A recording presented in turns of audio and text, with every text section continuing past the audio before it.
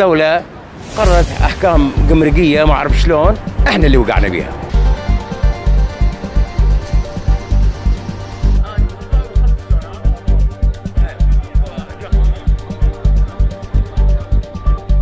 منافيس 1/6 ما يمشي. زين أنا مثلا أنا مو بكيفي أنا جايب المنافيس.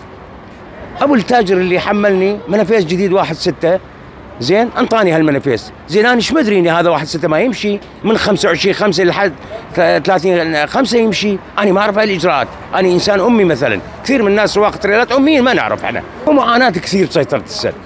يعني احنا نريد بشوي سوا سلس، ما يخالف احنا نتبع القانون نتبع ولكن الرحمه فوق القانون، القانون قانون والرحمه فوق القانون. انت ما يخالف اقف يومين بس مشيني بالعدل، مشيني بالعدل، اسوي لي هوسه بداخل السد. ما تعرف شلون اطلع برا، شلون اروح على الشباك اركض، ليش ايش مسوي اني؟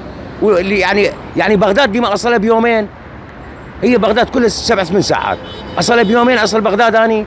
جابونا من سيطرة السد، صار لي 3 ايام اني واقف بالطريق، 3 ايام اني يلا هاليوم دخلت السد زين وسوينا هالاجراءات هذا الى القمرق حتى ندفع رسوم، راح نوقف السيارات وشوف غدا بعد غدا اجراءاتهم شنو حتى نجي نسلم الرسوم او يسوون عوده الى زاخر، ماكو غيره. اذا تسلم اذا كان الرسوم كثيره يجوز ناس ما تدفع، تجار وصاحبين تجار ما يدفعون، فاذا قبلوا ما قبلوا راح يسوون لنا كتاب عوده ونرجع على زاخر.